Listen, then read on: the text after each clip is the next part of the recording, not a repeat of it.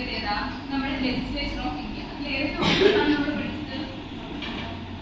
Okay, okay. അപ്പൊ നമ്മൾ ഇന്ന് പഠിക്കാൻ പോകുന്നത് നമ്മുടെ പുതിയ കോൺസെപ്റ്റ്. പുതിയ കോൺസെപ്റ്റ് വെച്ചാൽ നമ്മുടെ കോൺസ്റ്റിറ്റ്യൂഷനുമായിട്ട് ബന്ധപ്പെട്ട കോൺസെപ്റ്റ് ആണ്.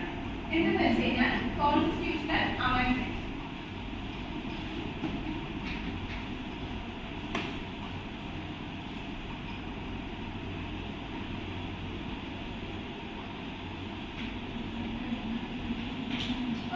എന്താണ് അമെൻഡ്മെന്റ്? അമെൻഡ്മെന്റ് എന്ന് പറയുമ്പോൾ നമുക്ക് എന്തെങ്കിലും തിരുത്ത് വരുത്തണമെങ്കിൽ നമ്മൾ ചെയ്ത് വെച്ചിരിക്കുന്ന ഒരു സംഭവം അല്ലെങ്കിൽ എന്തെങ്കിലും ഒരു ഫ്രെയിം വർക്ക് ചെയ്തതിനകത്ത് എന്തെങ്കിലും ഒരു തിരുത്ത് വരുത്തണമെങ്കിൽ നമ്മൾ യൂസ് ചെയ്യുന്നതാണ് അമെൻഡ്മെന്റ്. അപ്പോൾ കോൺസ്റ്റിറ്റ്യൂഷണൽ അമെൻഡ്മെന്റ് എന്ന് പറയുമ്പോൾ എന്തായിരിക്കും? അസുഖ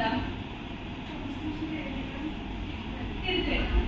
ഓക്കെ, അപ്പൊ നമ്മൾ കണ്ടത് നമ്മുടെ കോൺസ്റ്റിറ്റ്യൂഷനാണ് ഏറ്റവും വലിയ ഫ്രെയിം വർക്ക്. തിരുത്തും കാര്യങ്ങളും എല്ലാം ഭയങ്കര പക്കയാണ്. പക്ഷേ പോകെ പോകെ നമ്മുടെ ആവശ്യാനുസരണമായിട്ട് നമുക്ക് എന്തെങ്കിലും ഒരു വ്യത്യാസം വരുത്തണമെങ്കിൽ നമ്മൾ യൂസ് ചെയ്യുന്ന ആർട്ടിക്കിളാണ് കോൺസ്റ്റിറ്റ്യൂഷണൽ അമെൻഡ്മെന്റ്. അപ്പൊ നമ്മുടെ കോൺസ്റ്റിറ്റ്യൂഷനിൽ തന്നെ ഇതിനെ പറ്റി ഡിഫൈൻ ചെയ്തിട്ടുണ്ട്. അത് ഇതൊന്ന് വായിച്ചു നോക്കി. ഇത് എന്താണ് കിടക്കുന്നത്?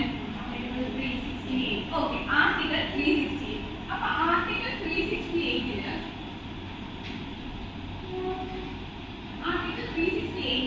കോൺസ്റ്റിറ്റ്യൂഷനിൽ തന്നെ ഈ ഒരു പ്രൊവിഷനെ പറ്റി പറയുന്നുണ്ട്. അപ്പൊ ഏത് ആർട്ടിക്കിളാണ് കോൺസ്റ്റിറ്റ്യൂഷൻ അമെൻഡ്മെന്റ് ഉള്ളത്? ആർട്ടിക്കിൾ 368. Very good. അപ്പൊ നമ്മൾ കോൺസ്റ്റിറ്റ്യൂഷൻ അമെൻഡ്മെന്റിനെ പറ്റി എങ്ങനെയാണ് അമെൻഡ് ചെയ്യുന്നത്, എങ്ങനെയാണ് ഇതിന്റെ പ്രൊസീജിയേഴ്സ്. അപ്പൊ നമ്മൾ ഇതിനെ മൂന്നായിട്ട് ക്ലാസിഫൈ ചെയ്യുന്നുണ്ട്. കോൺസ്റ്റിറ്റ്യൂഷൻ ഓൾറെഡി ഒരു ബിഗ് ഫ്രെയിംവർക്ക് ആണ്. ഭയങ്കര നമ്മളെല്ലാം നല്ല സെറ്റ് ചെയ്ത് നമ്മുടെ ലീഡേഴ്സ് എല്ലാം നല്ല പക്കയായിട്ട് ചെയ്ത ഫ്രെയിംവർക്ക് ആണ്. അപ്പൊ ഇതിനെ നമ്മൾ അമെൻഡ് ചെയ്യുമ്പോൾ ഏതൊക്കെ പ്രൊസീജിയേഴ്സ് ആണ് യൂസ് ചെയ്യുന്നത്? മൂന്ന് പ്രൊസീജിയേഴ്സ് ആണ് മെയിൻലി നമുക്കുള്ളത്. ഫ്ലെക്സിബിൾ, ഒന്നാമത്തെ പേരാണ് ഫ്ലെക്സിബിൾ. അടുത്തത് നമ്മുടെ റിജിഡ്, അടുത്ത ഏതാണ്?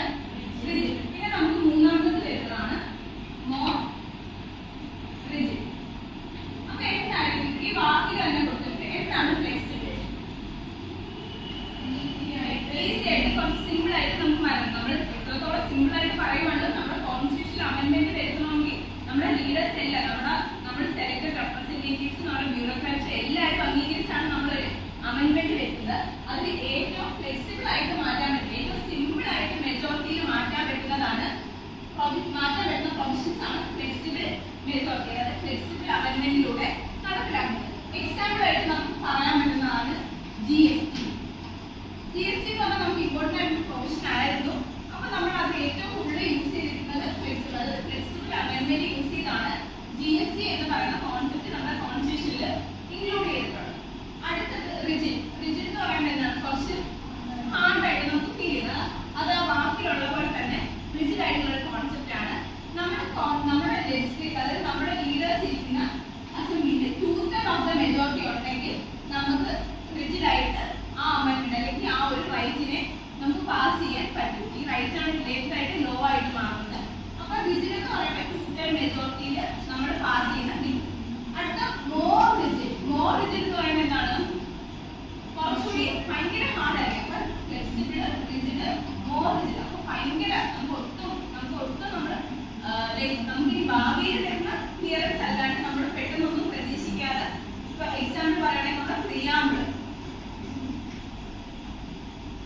പ്രിയാമ്പിൾ അറിയാം, അത്രയും മോർ റിജിഡിൽ വരുന്ന ഒരു പോർഷൻ ആണ്. ഈ മോർ റിജിഡിൽ വരുമ്പോൾ എങ്ങനെയായിരിക്കും അതിന്റെ പ്രൊസീജിയർ എന്ന് വെച്ച് കഴിഞ്ഞാൽ ഈ 2/3 മെജോറിറ്റിയും വേണം. പിന്നെ നമ്മുടെ ലോക്സഭ, രാജ്യസഭ, ഈ ഹൗസസ് എല്ലാ സ്റ്റേറ്റിലെയും ലെജിസ്ലേച്ചേഴ്സിലും എല്ലാ സ്റ്റേറ്റ്സും അവരെ നോട്ട് മോർ ദാൻ ഹാഫ് ഇത്രയും മെജോറിറ്റിയിൽ അത് പാസ് ചെയ്യുന്നതിനെയാണ് മോർ റിജിഡിന്റെ അണ്ടറിൽ വരുന്നത്.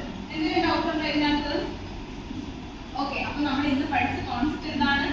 കോൺസ്റ്റിറ്റ്യൂഷൻ അമെൻഡ്മെന്റ് ആണ്. അപ്പൊ അമെൻഡ്മെന്റ് എന്താണ്? കോൺസ്റ്റിറ്റ്യൂഷൻ അമെൻഡ്മെന്റ് എന്ന് പറഞ്ഞു കഴിഞ്ഞാൽ ചേഞ്ചസ് ഇല്ല. അപ്പൊ നമ്മൾ കോൺസ്റ്റിറ്റ്യൂഷൻ അമെൻഡ്മെന്റ് ഒരു ഡെഫിനിഷൻ പറയുവാണെങ്കിൽ നമ്മുടെ കറക്ഷൻസ് എന്തൊക്കെയാണ്? കറക്ഷൻസ്, ഒമിഷൻ, അതായത് തെറ്റ്, പിന്നെ ആഡിങ് ഓൺ, അഡീഷൻ. ഈ മൂന്ന് കോൺസെപ്റ്റ് നമ്മൾ കോൺസ്റ്റിറ്റ്യൂഷനിൽ വരുന്നത് ലോയിൽ വരുത്തണമെങ്കിൽ നമ്മൾ യൂസ് ചെയ്യുന്നതാണ് ഇത് കോൺസ്റ്റിറ്റ്യൂഷണൽ അമെൻഡ്മെന്റ്. ഇത് മെൻഷൻ ചെയ്തിരിക്കുന്ന ആർട്ടിക്കിൾ ഏതാണ്? 368. ഓക്കെ, അപ്പൊ നമ്മൾ മൂന്നെണ്ണം പഠിച്ച ഏതാണ്? ഏതൊക്കെ അമെൻഡ്മെന്റ് ആണുള്ളത്?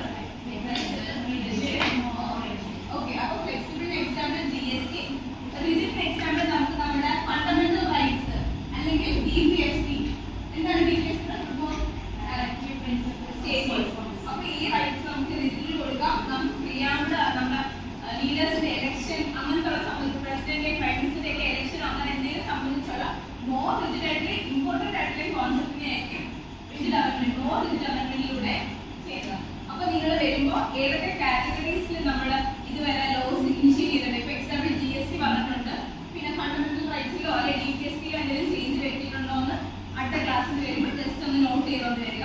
അപ്പോൾ ദാറ്റ്സ് ഓൾ.